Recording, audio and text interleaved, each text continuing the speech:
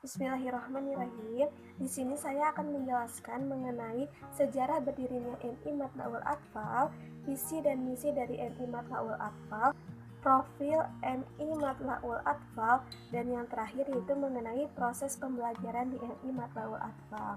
Baik, langsung saja kita kepada poin yang pertama, yaitu mengenai sejarah berdirinya MI Matla'ul Atfal.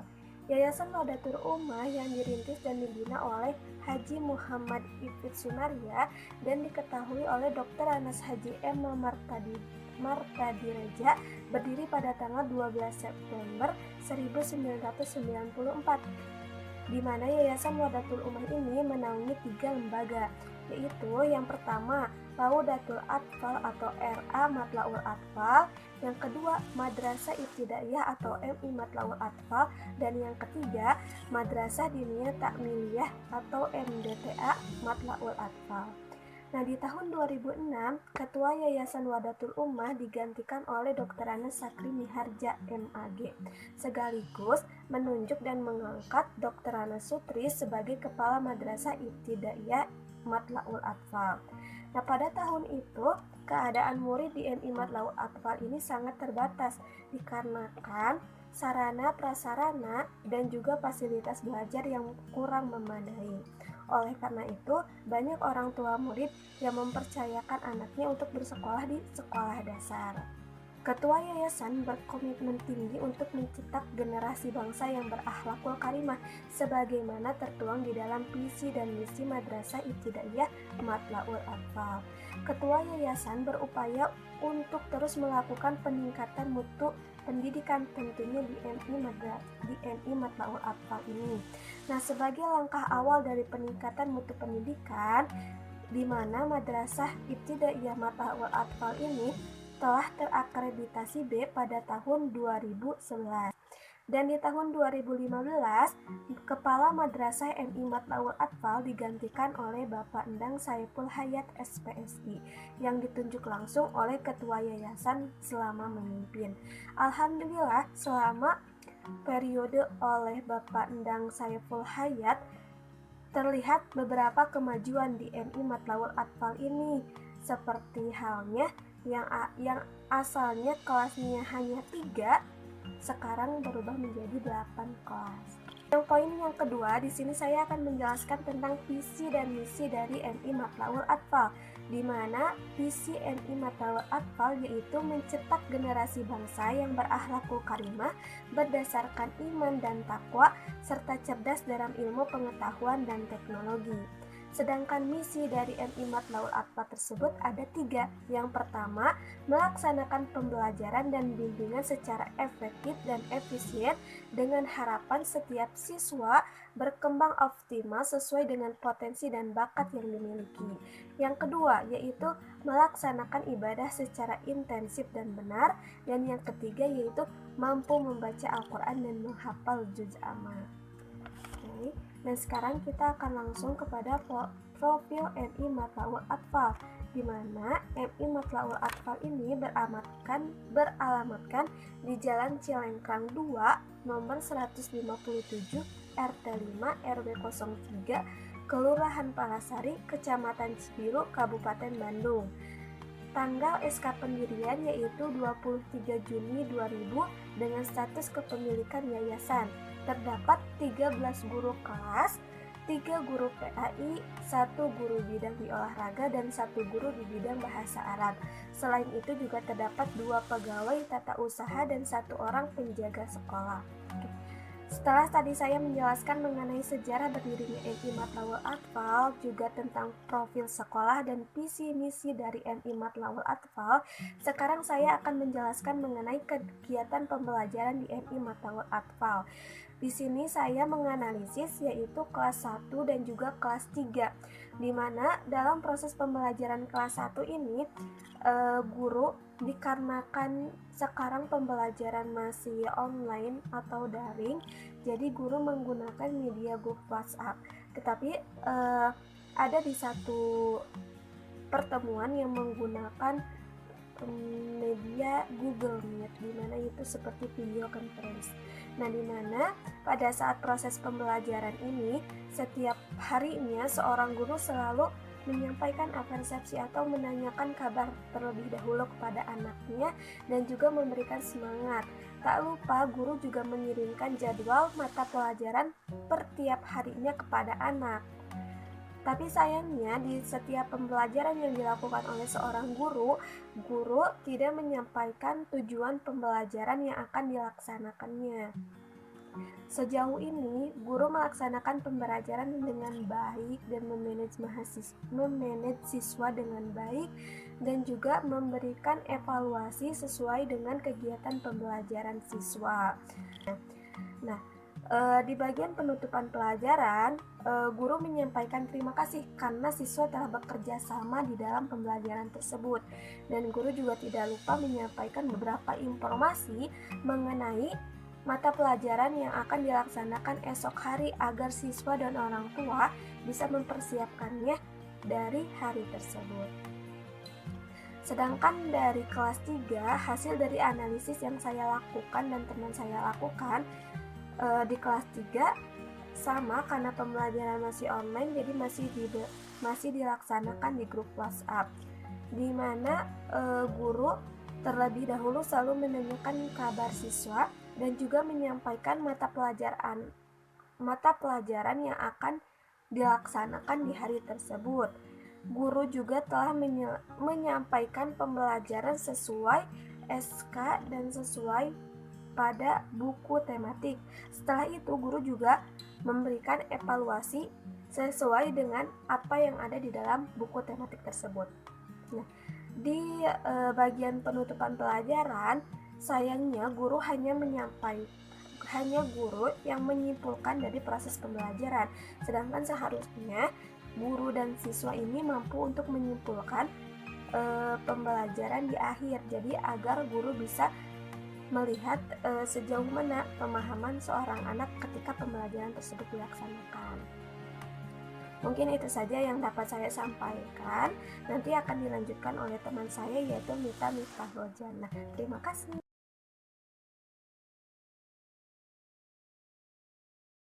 Nah, yang pertama yaitu pendahuluan. Pandemi COVID-19 yang terjadi secara tiba-tiba dan menyebar dengan cepat telah membawa banyak perubahan.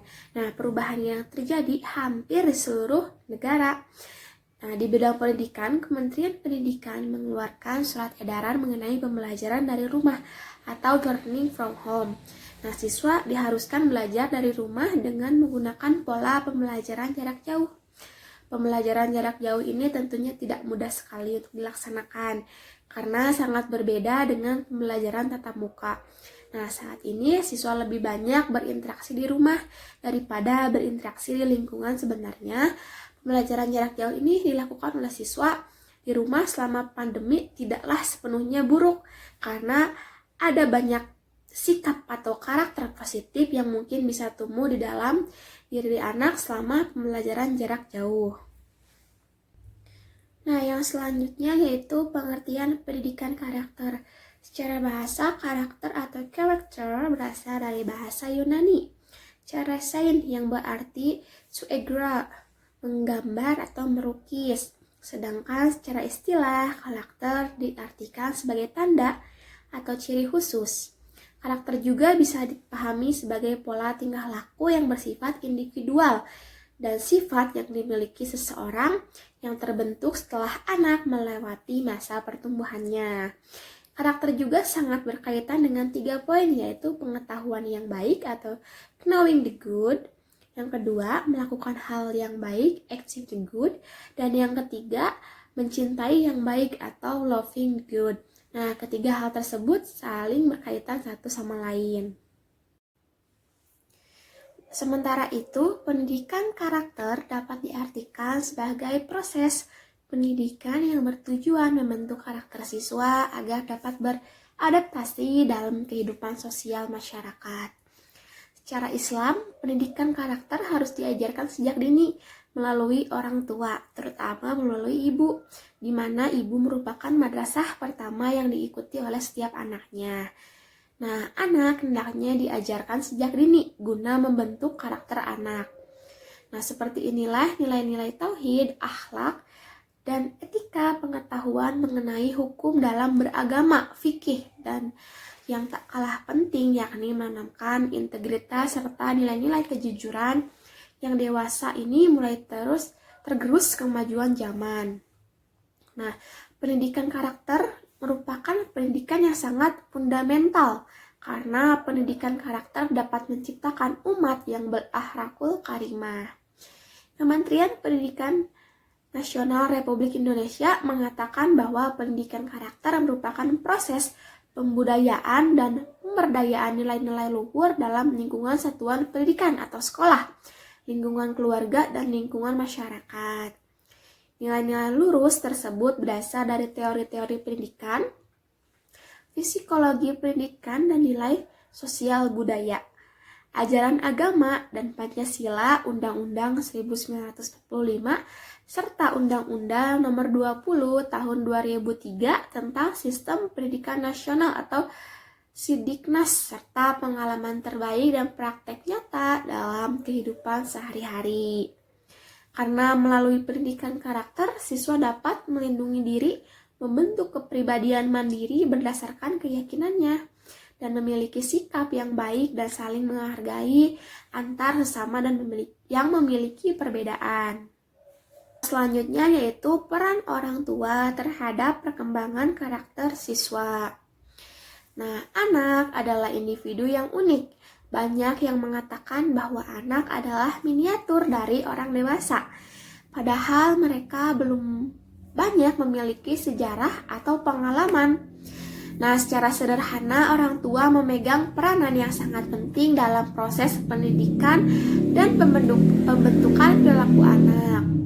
Implikasi nyata dalam kehidupan bahwa keberhasilan pendidikan karakter bukan terletak pada pendidikan di sekolah, namun yang lebih utama adalah terletak pada proses pendidikan dalam keluarga. Karena anak lebih mempunyai banyak waktu berinteraksi dengan orang tua dibandingkan dengan guru yang ada di sekolah. Nah, orang tua dalam kehidupan anak berperan sebagai contoh keteladanan dan perilaku bagi anak. Oleh karena itu, orang tua harus berperilaku baik, saling asih, asah, dan asuh. Nah, ibu yang secara emosional dan kejiwaan lebih dekat dengan anaknya harus mampu menjadi teladan yang baik bagi anak-anaknya, baik dalam bertutur kata, bersikap, maupun bertindak. Peranan ibu dalam pembentukan karakter ini demikian besar, sehingga ada pepatah yang mengatakan bahwa wanita adalah tiang negara. Manakala wanitanya baik, maka baiklah negara. Manakala wanitanya rusak, maka rusaklah negara.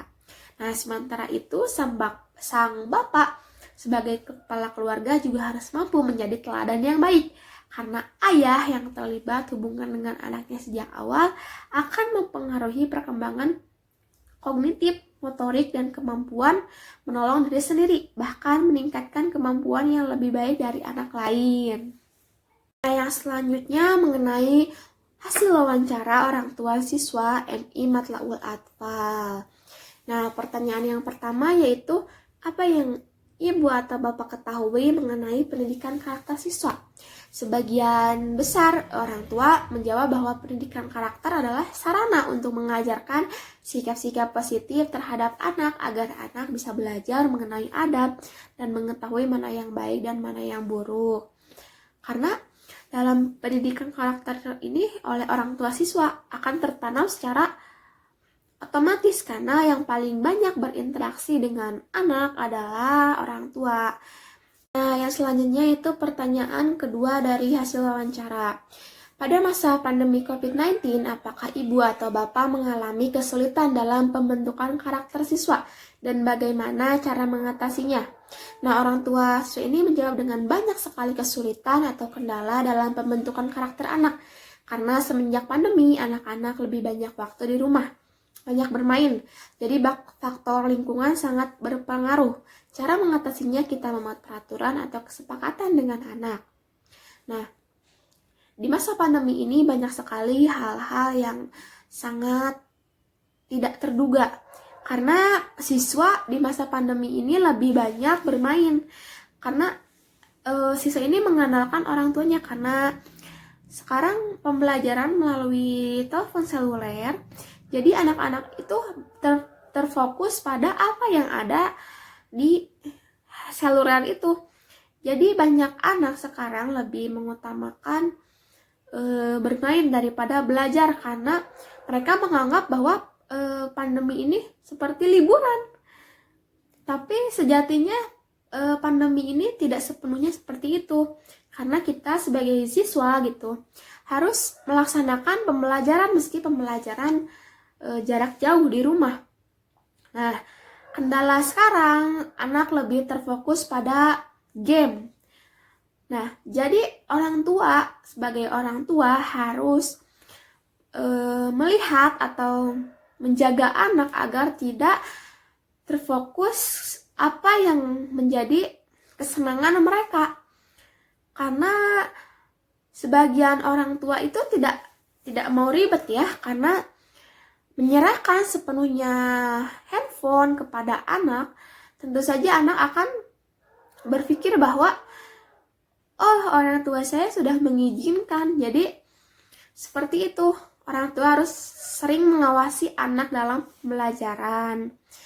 Nah, kita harus memberi jadwal-jadwal tertentu kepada anak dan berperilaku tegas di masa pandemi ini, karena jangan karena pandemi karakter anak itu turun menjadi lebih buruk. Jangan seperti itu.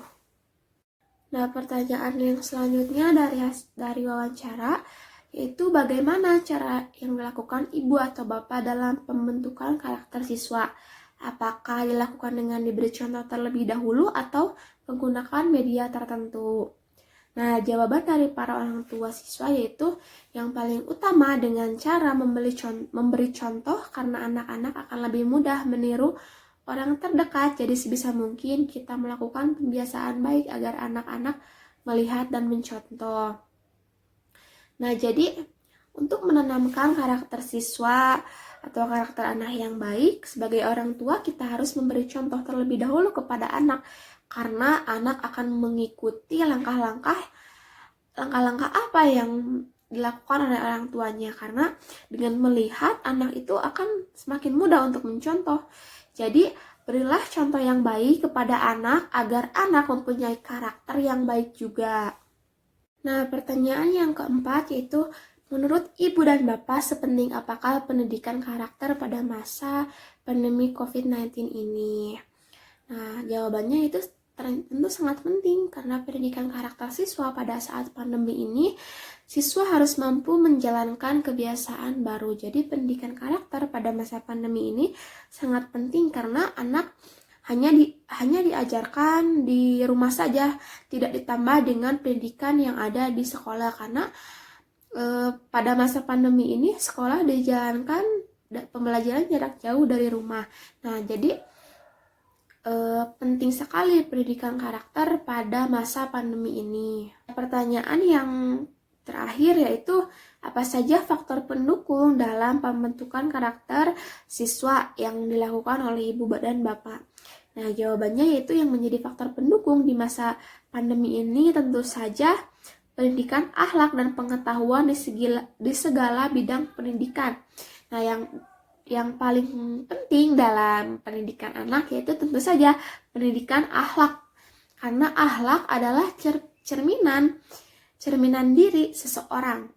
Jadi kalau kita sebagai orang tua menanamkan akhlak yang baik, tentu saja anak juga akan menjadi anak yang berakhlak baik. Dan pemberian pendidikan tertentu di bidang-bidang tertentu itu juga akan lebih bagus untuk pengetahuan anak di masa pandemi ini. Nah, itu merupakan simpulan atau cakupan dari pertanyaan-pertanyaan wawancara yang telah diberikan kepada orang tua siswa MI Matlaul Atfal. Nah, yang selanjutnya kesimpulan dari materi yang telah dibawakan tadi, yaitu pandemi COVID-19 saat ini telah mentransformasi sebagian besar kehidupan masyarakat. Selama ini, pendidikan karakter yang terkesan shotgun dan baru pada tatanan konsep, kini bergeser menjadi pembiasaan atau habit. Pembentukan karakter ini menjadi sebuah kebiasaan apabila aktivitas penanaman nilai-nilai karakter dilakukan berulang-ulang secara rutin hingga menjadi suatu kebiasaan yang akhirnya tidak hanya menjadi suatu kebiasaan saja tetapi sudah menjadi suatu karakter. Pengembangan nilai-nilai karakter pada anak akan sangat efektif jika melibatkan orang tua dan keluarga. Di masa pandemi COVID-19 ini, kolaborasi peran orang tua, guru, dan masyarakat sekitar sangatlah penting dalam mengembangkan nilai-nilai karakter anak. Sekian pembahasan mengenai peran orang tua terhadap karakter anak. Semoga bermanfaat untuk kita semua. Terima kasih.